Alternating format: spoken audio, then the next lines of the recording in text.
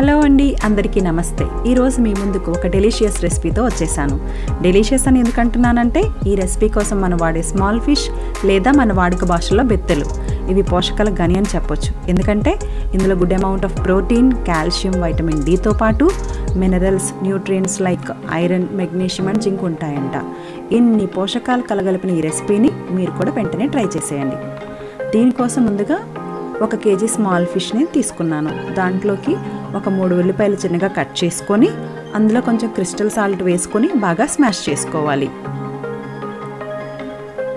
ఈ విధంగా కలుపుకున్న తర్వాత దాంట్లో కొంచెం పసుపు, ఒక 5 పచ్చిమిర్చి, 3 టేబుల్ స్పూన్ల ఆయిల్, 4 టేబుల్ స్పూన్ల కారం వేసుకొని బాగా కలుపుకోవాలి. ఈ విధంగా కలుపుకున్నప్పుడే కారం సరిపోయిందో లేదో తెలిసిపోతుంది. కావాలంటే ఇంకొంచెం యాడ్ చేసుకోవచ్చు. ఈ విధంగా కలుపుకున్న తర్వాత ఒక 1/2 లీటర్ నీళ్లు కలుపుకొని 10 నిమిషాల పాటు మీడియం ఫ్లేమ్ మీద ఉడికించుకోవాలి.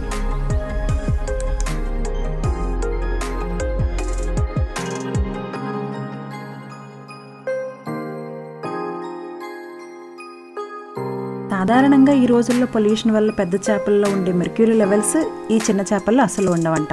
అన్నట్టు ఈ రెసిపీని మనం ఫీడింగ్ మదర్స్ రెసిపీ అని కూడా చెప్పొచ్చు.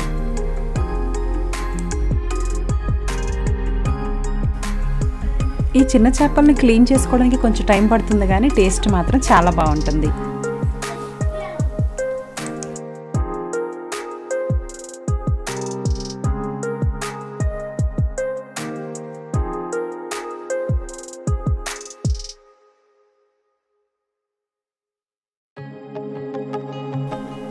ఇప్పుడు మనం కొంచెం చింతపండు పులుసు యాడ్ చేసుకుందాము. నేను ఒక చిన్న నిమ్మకాయ సైజ్ అంతా చింతపండు తీసుకున్నాను.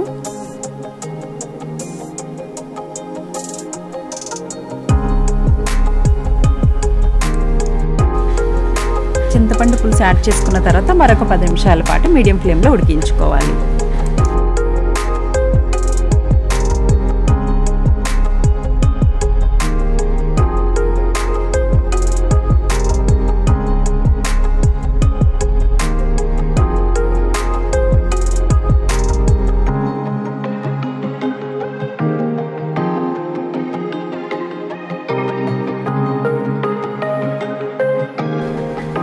నైంటీ 90% కుక్ అయిపోయిందండి. ఇప్పుడు మనం ఒక 1/2 tablespoon ginger garlic paste add చేసుకొని మరొక 5 నిమిషాల పాటు స్లో ఫ్లేమ్లో ఉడికించుకోవాలి.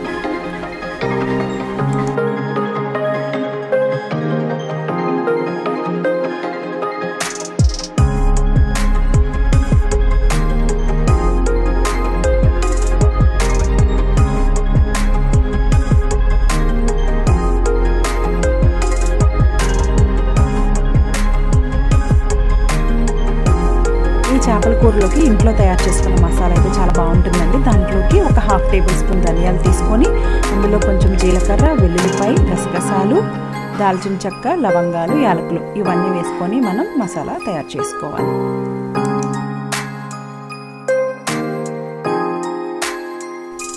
ఈ విధంగా మసాలా యాడ్ చేసుకున్న తర్వాత మరొక 5 నిమిషాల పాటు స్లో ఫ్లేమ్లో ఉడికించుకొని స్టవ్ ఆఫ్ చేసుకొని కొత్తిమీర యాడ్ చేసుకోవాలి.